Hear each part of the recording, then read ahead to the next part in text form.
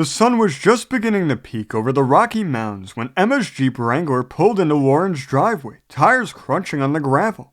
The vehicle was packed to the brim with duffel bags, coolers, and an assortment of snacks that could last a month. Ready to get wild? Emma shouted as Lauren jogged down the porch steps, her curly hair bouncing with each step. Lauren grinned. I was born ready. She tossed her suitcase into the back with a dramatic flare, narrowly missing Emma's head. Watch it, Emma laughed, shoving the bag to the side, making room for the rest of their crew. Minutes later, Amber and Chloe arrived, piling into the Jeep with more bags, sunglasses perched on their noses, and music already blaring from Chloe's portable speaker. Next stop, New Orleans, Amber cheered, raising her hands in the air. Let's do this, they all shouted in unison as Emma gunned the engine and pulled out of the driveway, dust swirling in their wake. The first detour, Garden of the Gods. The drive out of Colorado Springs was beautiful, the mountains giving way to sprawling plains. But before they could truly hit the open road, Lauren insisted that they stop at the Garden of the Gods. We need a good Instapic before we look like we've been living out of this Jeep for a week, she argued. No one protested, so they spent an hour posing among the red rock formations, striking ridiculous poses and laughing so hard that their faces hurt. This is already the best trip ever, Chloe sighed, leaning against a rock and watching the sun climb higher into the sky. You just wait, Emma said with a wink. We haven't even hit the crazy part yet. Trouble in Amarillo. The first sign of trouble came somewhere near Amarillo. They were low on gas, hungry and slightly delirious from hours of singing along to the radio. They pulled off at a dusty gas station with flickering neon lights and a single rusted pump. This place is straight out of a horror movie, Amber whispered as they piled out of the Jeep. Nah, it's fine, Emma assured, waving a hand dismissively. We're just getting gas. But the pump was ancient and refused to take Emma's credit card. They ventured inside the rickety convenience store, greeted by the overpowering scent of stale popcorn and cheap air freshener. Behind the counter stood an old man, hunched and narrow-eyed, watching them like they were intruders. His name tag read Hank.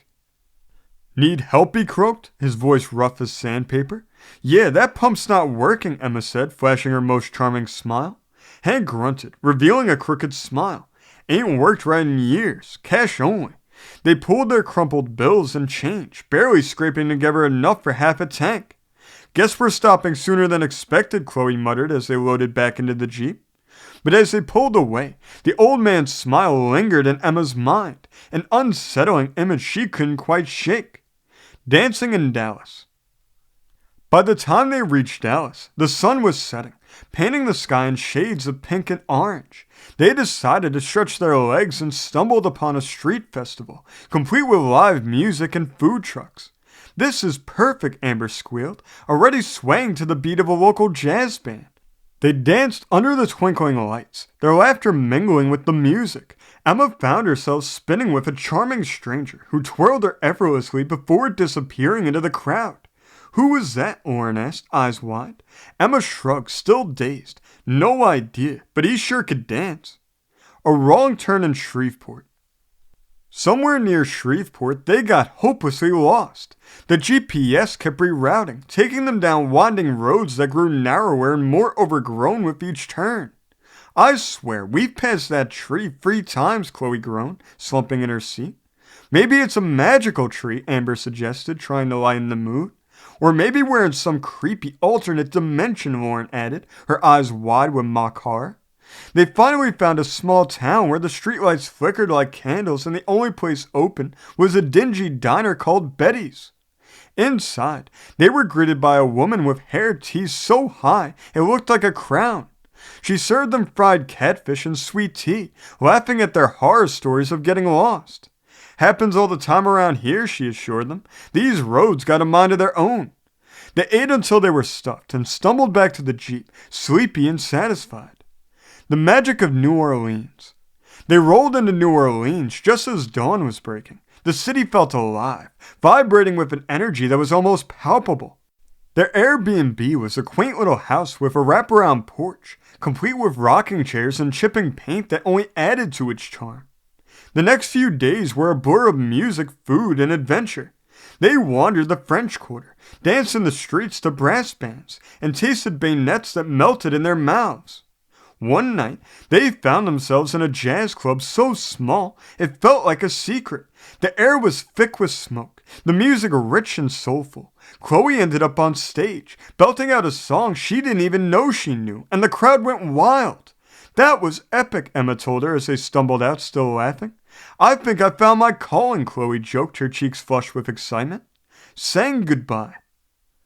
On their last night, they sat on the porch watching the street performers and sipping sweet tea.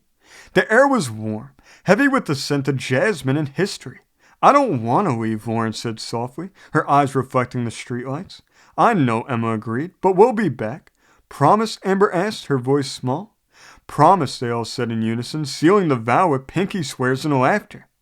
They drove back to Colorado, sunburnt and exhausted, their hearts full of memories and stories they'd be telling for the rest of their lives. The road home. As the mountains came back into view, Emma felt a pang of sadness. The trip was over, but the bond they'd forged would last forever. We did it, she whispered, glancing at her friends asleep in the back seat. Lauren smiled, her head resting against the window. Yeah, we really did. The Jeep rolled on, carrying them back to reality, but leaving a piece of them somewhere between the mountains and the bayou, on the winding roads and in the smoky jazz clubs, where the spirit of adventure never dies. Thanks for joining us on the open road, where anything can happen and there's always more adventures right around the corner. Before you leave, remember to like and subscribe, and we'll see you next time on the open road.